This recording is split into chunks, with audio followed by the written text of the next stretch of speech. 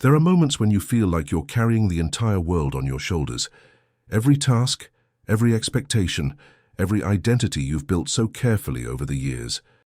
You hold them tight, as if letting go would mean disappearing entirely. And perhaps this is the most human thing of all, this belief that we are what we possess, what we achieve, what we control. But what if I told you that the greatest philosopher of the 20th century discovered something that turns everything we know upside down? That the secret to truly living isn't found in grasping more tightly, but in the sacred art of release. Martin Heidegger spent his life asking one question that most people never dare to ask. What does it mean to be? Not to have, not to do, not to become, but simply to be. And in this question, he found something that transforms everything.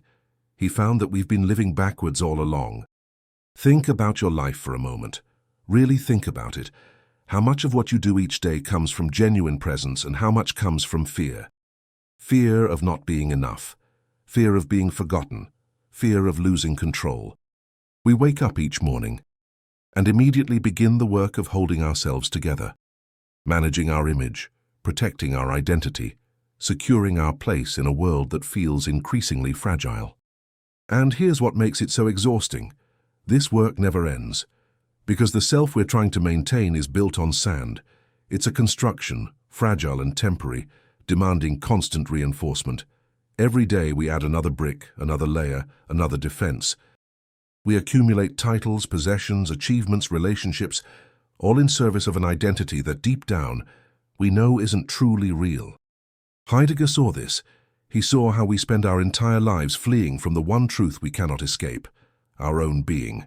He called this our fallenness, not in a religious sense, but in the sense that we've fallen away from ourselves. We've become so absorbed in the world of things, of roles, of social masks, that we've forgotten what it means to simply exist. Most people never wake up from this. They live their entire lives in what Heidegger called inauthenticity, moving through days like actors who've forgotten they're playing a role, who've mistaken the character for their true self. They chase success, believing it will finally make them feel real. They seek validation, hoping it will fill the emptiness inside. They acquire more and more, as if the right combination of possessions will somehow complete them. But here's the paradox that Heidegger understood so deeply. The more we grasp, the less we have. The tighter we hold onto our constructed identity, the further we drift from our authentic being. We become prisoners of our own making, trapped in a prison built from our achievements, our roles, our carefully maintained image. I once knew someone who seemed to have everything. Success in career, admiration from others, a life that looked perfect from the outside. And yet, in quiet moments, they would say something that haunted me. I feel like I'm wearing a costume I can never take off. They had spent so long becoming what they thought they should be, that they no longer knew who they actually were. The mask had become the face. This is the danger Heidegger warned us about. Not the danger of failure, but the danger of success in the wrong direction. Of winning a game that was never worth playing. Of reaching the top of a ladder only to discover it was leaning against the wrong wall. And here's what makes it even more painful. We know. Somewhere deep inside, beneath all the noise and distraction, we know we're living at a distance from ourselves. We feel it in those late-night moments when the distractions fall away and we're left alone with a feeling we can't quite name. A sense that something essential is missing. That we're going through the motions of a life without truly living it. Heidegger called this anxiety. Not the everyday worry about bills or deadlines, but a fundamental anxiety that reveals the groundlessness of our existence. Most people run from this anxiety.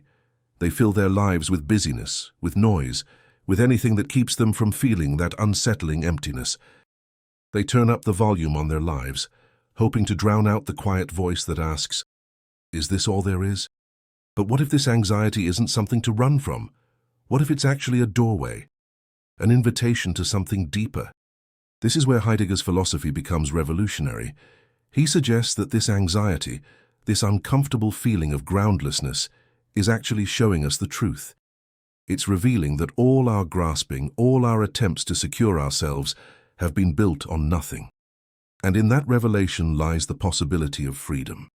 Because once you see that your constructed identity is just that, a construction, something extraordinary becomes possible.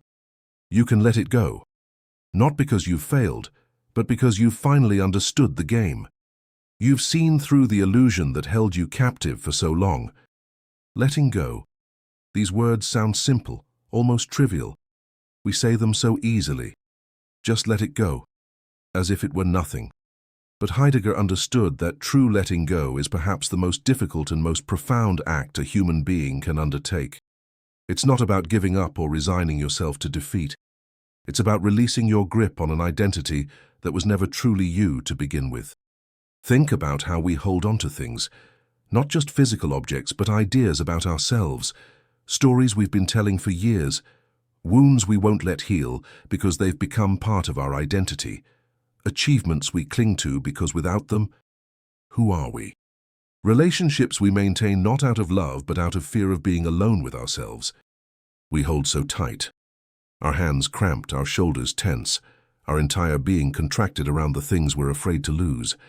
And in this holding, we become smaller, more rigid, less alive. We trade the vastness of genuine being for the false security of a fixed identity. Heidegger points us towards something he calls Gelassenheit, a German word that's almost impossible to translate fully. It means something like releasement or letting be. It's not passivity or indifference. It's an active receptiveness, a way of being open to existence without trying to control or possess it. It's learning to let things be what they are, including yourself. Imagine for a moment what it would be like to live this way. To move through your day without constantly trying to prove something, defend something, maintain something. To meet each moment fresh without dragging along the entire weight of your personal history. To respond to life not from your conditioning, not from your fears, but from a place of genuine presence. This is what Heidegger means by authenticity. Not being your true self in the sense of expressing some fixed inner essence, but being authentically present to your own being, which is always changing, always open, always in process. It's the difference between being a noun and being a verb. Between seeing yourself as a thing to be protected and understanding yourself as an ongoing event, a continual unfolding. But here's what makes this so challenging. Our entire culture pushes us in the opposite direction. We're taught from childhood to build ourselves up, to become somebody, to make something of ourselves. The language itself reveals the problem. We're supposed to make ourselves into something, as if we're raw material to be shaped into a finished product. As if the goal of life is to arrive at some final version of ourselves and stay there unchanging, secure. No wonder we're exhausted. No wonder so many people feel like they're drowning even as they succeed. They're trying to hold together an identity in a reality that's fundamentally fluid. They're trying to build something permanent in a world where everything flows. And the irony is that in trying to secure ourselves, we lose everything. We lose spontaneity because we're too busy maintaining our image. We lose creativity because we're afraid to venture beyond what we know. We lose connection because we're relating to others through our masks rather than our genuine being. We lose joy because we're too busy protecting ourselves to actually experience anything. There's a story that captures this perfectly. A master is teaching a student about the way of water. The student asks, how can water be so powerful when it has no form, no substance to grasp? The master replies, that is precisely why it's powerful, because it doesn't try to be anything, it can become everything. Because it doesn't resist, it can flow around any obstacle. Because it doesn't cling, it's always free. This is what Heidegger is pointing toward. Not the power of forceful achievement, but the power of allowing. Not the strength of rigid control, but the strength of flexible response. Not the security of a fixed identity, but the freedom of letting yourself be what you actually are, moment to moment. And what are you really beneath all the stories and identities? Heidegger would say you are Dasein, literally being there. You are the opening in which existence becomes aware of itself. You are not a thing with properties, but an event of consciousness. A clearing in the forest where light can enter. You are the space in which life experiences itself. This changes everything. Because if you're not a fixed thing to be protected and perfected, then you can't fail at being yourself. You can't get it wrong. You can only be more or less present to what you actually are. And this presence doesn't require achievement or validation. It simply requires willingness. Willingness to stop running, willingness to stop hiding. Willingness to let go of the elaborate structure you've built and simply be here now as you are. But I won't pretend this is easy. Every part of our conditioning resists this. We have spent years, decades, building our defenses, our strategies, our ways of staying safe, and now someone is suggesting we simply drop them. It feels like death. And in a way, it is. The death of the false self, the constructed identity we've mistaken for our being. This is why most people never do it. They hear these ideas and nod along, perhaps feeling a momentary recognition, a glimpse of something true. But then they return to their lives, to their endless projects of self-improvement and self-protection. Because the known prison feels safer than unknown freedom. The familiar suffering feels more manageable than the unfamiliar vastness of genuine being. And yet, there are moments when something breaks through. Moments when the mask slips and you catch a glimpse of what lies beneath. Maybe it's in nature, when you forget yourself completely in the presence of something beautiful. Maybe it's in love, when you drop your defenses long enough to truly meet another person. Maybe it's in crisis, when your carefully constructed world falls apart and you discover you're still here, still breathing, still somehow okay without any of it. These moments show you that the security you've been chasing was always an illusion, that you don't need all the things you thought you needed, that beneath the constructed self is something that was never in danger to begin with, your simple being, your existence itself, which has been here all along, waiting patiently for you to notice it. Heidegger understood that we've been looking in the wrong direction. We've been searching for meaning in achievement, in accumulation, in becoming. But meaning isn't something we find or create. It's something we're already immersed in. It's the background against which everything appears. It's the openness that allows anything to matter at all. Think about the last time you felt truly alive. Really alive, not just going through the motions. I'm willing to bet it wasn't when you were trying to prove something or maintain something. It was probably when you forgot yourself entirely, when you were so present to what you were doing that the separation between you and the experience dissolved. When you stopped being a spectator of your own life and became life itself, flowing, responding being. This is what Heidegger means by authentic existence, not achieving some special state or becoming some idealized version of yourself. Simply being fully present to your being, which means being present to everything, the joy and the pain, the beauty and the suffering, the certainty and the mystery. It means embracing the groundlessness rather than running from it. It means understanding that not knowing who you are is not a problem to solve, but the very condition of genuine freedom. Because when you're not clinging to a fixed identity, you can respond to life freshly. When you're not defending a carefully constructed self-image, you can be honest. When you're not trying to control everything, you can actually experience things as they are. You become available to reality in a way that was impossible when you were locked inside your own fortress. And here's the beautiful paradox. When you stop trying to secure your existence, you discover you were never insecure to begin with. When you let go of trying to be somebody, you realize you've always been the open space in which everything appears. When you release your grip on life, you find that life has been holding you all along. This is what Heidegger discovered in his deepest meditations on being, that our fundamental mistake is forgetting that we are not separate from existence. We are existence becoming aware of itself. We are the universe looking at itself through these particular eyes, in this particular moment. And from this perspective, the idea of securing ourselves becomes absurd. How can existence secure itself against existence? The fear that drives all our grasping, all our controlling, all our endless projects of self-construction, this fear is based on a misunderstanding. We think we're vulnerable entities in a hostile universe, fragile beings who must constantly protect ourselves from threat. But this is seeing ourselves as objects in space, as things among other things. It's forgetting that we are the opening, the clearing, the space itself in which things appear. Once you recognize this, something shifts. You don't need to grasp anymore because there's nothing to grasp and no one to do the grasping. You don't need to prove yourself because there's no fixed self to prove. You don't need to control outcomes because you recognize yourself as inseparable from the process that's already unfolding. This is what it means to gain everything by letting go of everything. You let go of your limited conception of yourself and discover your true nature as openness itself. You release your grip on a small, defended identity and find yourself as vast as awareness itself. You stop trying to possess life and instead allow life to live through you. And in this allowing, this releasing, this fundamental letting go, you become capable of genuine response. Not reaction from conditioning, but response from presence.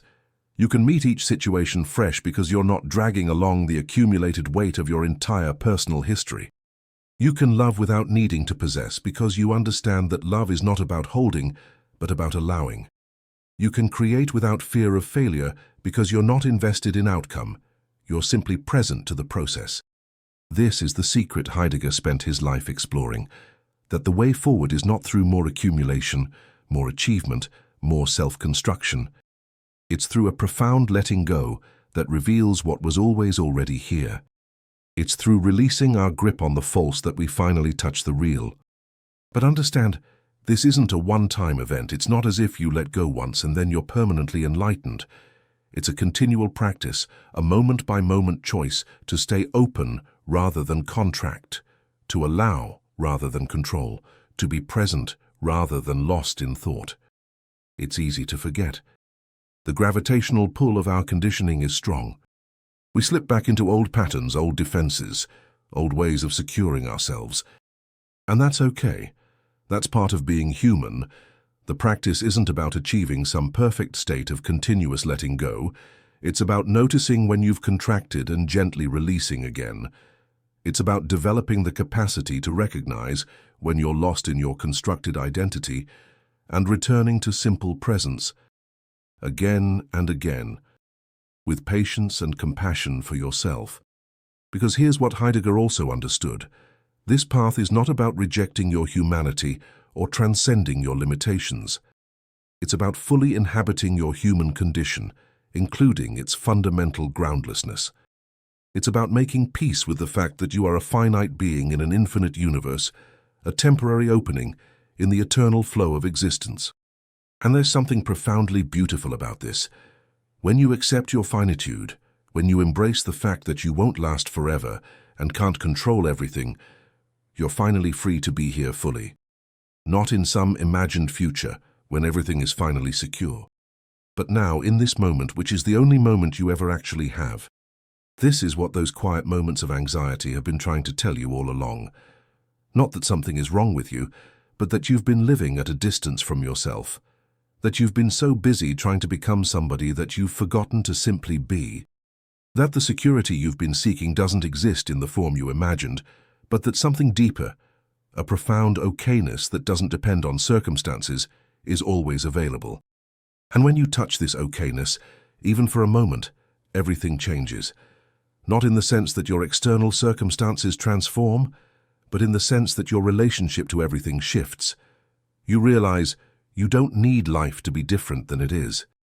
You don't need to be different than you are. You can finally stop running, stop defending, stop trying to prove yourself, and simply rest in the fundamental fact of your existence. This is what it means to gain everything by letting go of everything. You let go of the false promise of security and gain genuine presence. You release your grip on a limited identity and discover yourself as infinite openness. You stop trying to possess life and instead allow yourself to be possessed by life, to be lived by the vast intelligence that animates everything. And in this allowing, you become truly human for the first time.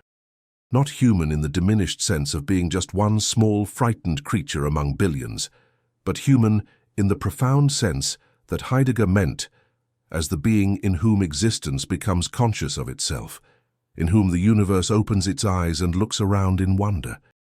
You are this opening. You always have been. The question is whether you can recognize it, whether you can stop long enough to notice what you actually are beneath all the stories and identities, whether you can be brave enough to let go of everything you thought you needed and discover the freedom that was here all along. The world continues its endless motion. People continue their projects, their accumulations, their desperate attempts to secure themselves. And perhaps that's necessary. Perhaps that's part of how consciousness explores itself. But for those who hear the call, who feel that quiet pull towards something deeper, Heidegger offers a different path. Not a path of denial or withdrawal, but a path of profound acceptance. Not a path of achieving some special state, but a path of recognizing what you already are. Not a path of gaining more, but a path of releasing everything until only presence remains. And in that presence, you discover something extraordinary. You discover that you were never separate from the life you were trying to control, that you were never the small defended self you thought you were, that you are and always have been the vast openness in which everything appears and disappears, the eternal witness to the passing show, the space in which all of this is happening. This is the secret. Not a secret hidden away somewhere, but a secret hidden in plain sight. The secret that you are not what you think you are, that your true nature is not found in accumulation, but in release, that the way to gain everything is to let go of everything and simply be what you already are, luminous, open, free, alive. And perhaps, just perhaps, this is why you're here right now reading these words, because something in you recognizes this truth. Something in you is tired of the endless struggle to become, to achieve, to secure. Something in you is ready to come home to the simplicity of just being here now, without the burden of trying to be anyone at all. The choice, as always, is yours. You can continue the project of self-construction, adding layer upon layer to an identity that will never feel complete. Or you can take the risk of letting go, of allowing everything you thought you were to fall away, of discovering what remains when all the constructions dissolve. Heidegger called this the call of conscience, not the moralistic voice that judges you, but a deeper voice that calls you back to your authentic being. A voice that reminds you that you are not the role you play, not the story you tell, not the image you project. You are the awareness in which all of this appears. You are the openness that makes experience possible. You are being itself, expressing through this particular form in this particular moment. And when you hear this call, really hear it. You can't unhear it. You can ignore it, distract yourself from it, build even more elaborate defenses against it, but it will keep calling, quietly, persistently, from beneath all the noise, calling you home to yourself, calling you to let go, calling you to be. In the end, this is all Heidegger wanted to share. Not a complicated philosophy, not an abstract theory, but a simple invitation. An invitation to stop running, to stop grasping, to stop trying to be anything other than what you are, to let go of everything and discover that in that letting go you gain everything that matters. The rest is just words. The real teaching happens in the silence between the words, in the space that opens when you pause long enough to notice what's here. In that space, you might discover what Heidegger discovered, that the ground of being is groundless, and that this groundlessness is not something to fear but something to celebrate, because it means you're free. Free from the prison of your own construction, free to be here fully, finally, without reservation or defense. And perhaps that's all any of us really want. Not more success, not more validation, not more security, just the freedom to be ourselves, completely, without apology or explanation. Just the simple peace of existing without constantly trying to justify that existence. Just the quiet joy of being alive, here now, in this mysterious unfolding that we call life. This is what you gain when you let go of everything.